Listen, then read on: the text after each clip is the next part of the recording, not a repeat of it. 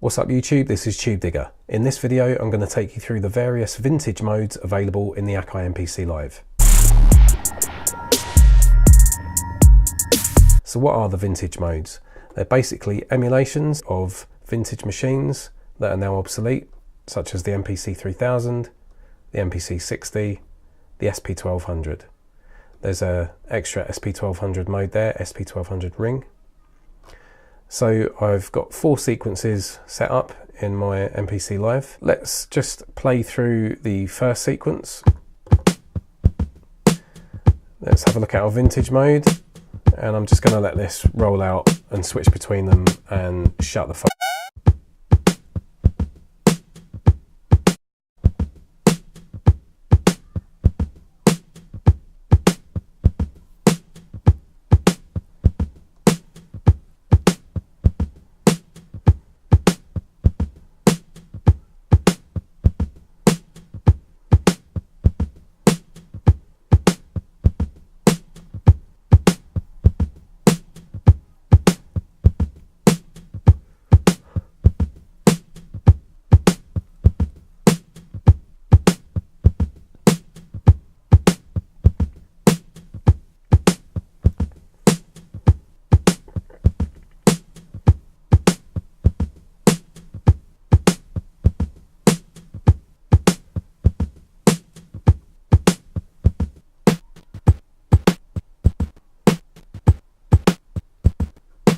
Let's just summarise those vintage modes on that break.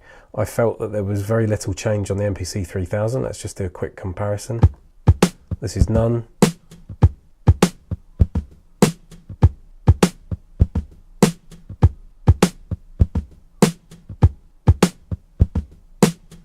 To my ears, it's got a tiny bit more presence, maybe.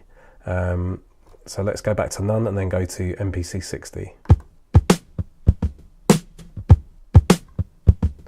So obviously you guys can hear that big change in difference. It's got a lot more weight to it. Let's compare it with the MPC 3000.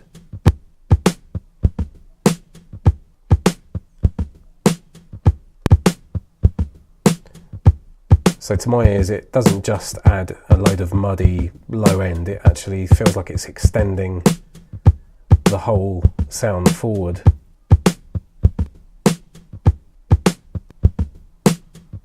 Back to none. Let's try the SP1200.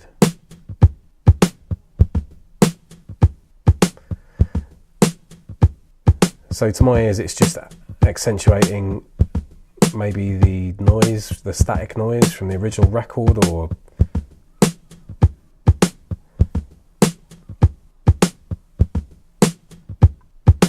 so just a point on that SP1200, to me it sounds like something more as an effect. The others seem like emulations, just simple, but the SP1200 almost seems like it's a noise effect.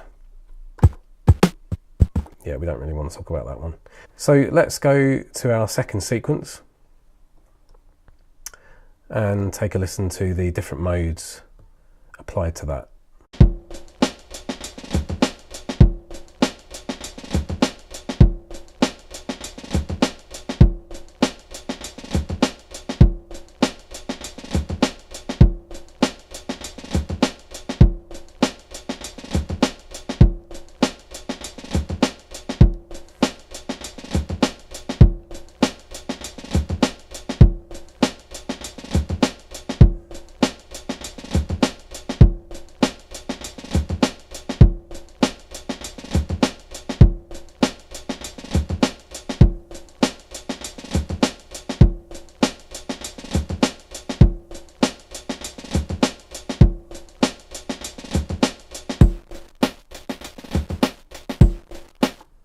I didn't really hear much of a difference between none and MPC 3000. Let's just have a quick listen again.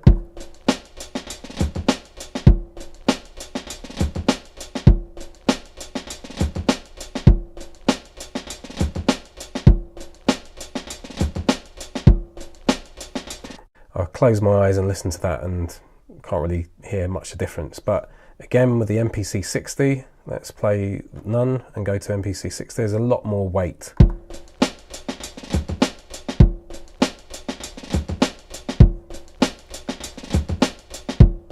The kick drum seems more forward and pronounced.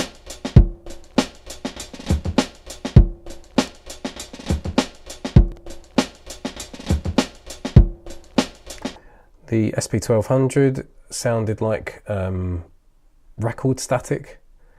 I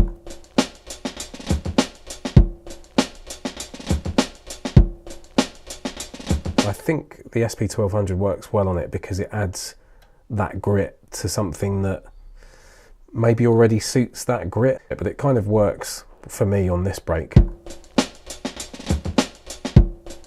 Particularly the upper mids. And then obviously not a fan of it. So let's go to our next sequence. I'm going to let this play through for a bit and start with no vintage mode.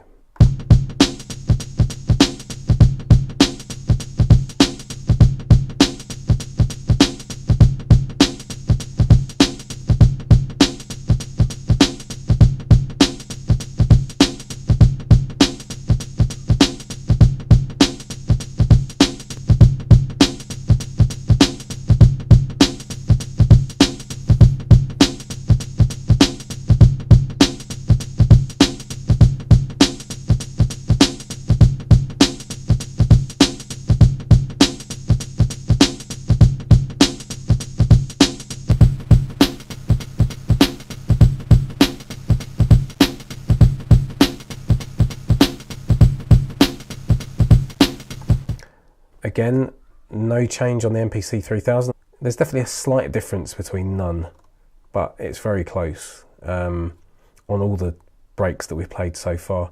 The MPC 60, you know, it just does what you want. Well, the SP1200, yeah, I could take it or leave it. It sounds all right. It does something to it. That's without.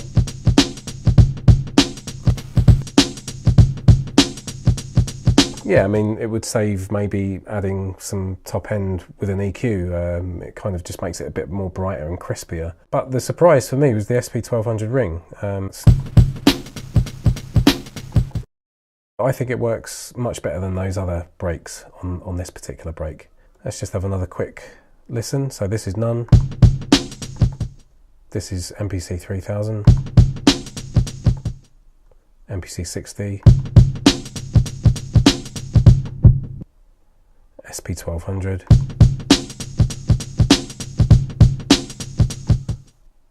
and SP1200 ring. So let's go to our last sequence, which was a section from Potbelly by Lou Donaldson. So let's have a listen to that with the different modes.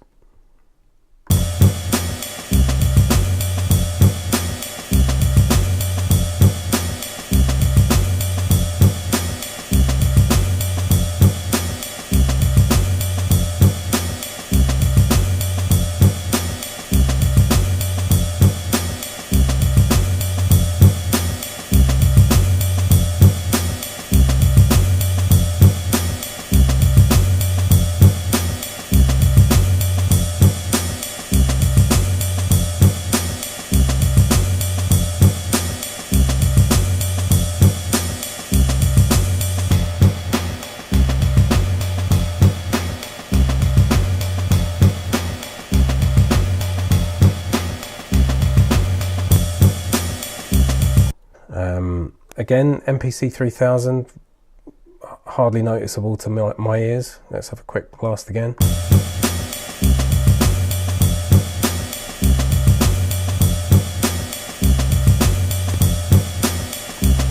I think with this sample, it does the most. So yeah, again, it's almost a bit too much, the MPC 60 on this. I mean, this original sample's not the best, it's quite rumbly. The SP1200,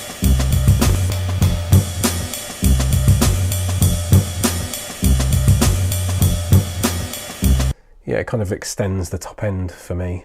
It doesn't really do much else than that. I think because those ride cymbals in the original sample are so prominent that maybe any high frequency noise just gets lost within that anyway. Let's have another go.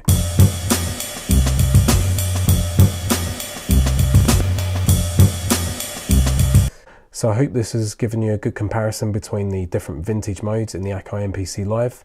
Please put any questions or comments down below. Like, subscribe, please share, I'd be most appreciative. And I'll see you on the other side. This is Tubedigga, and I'm out.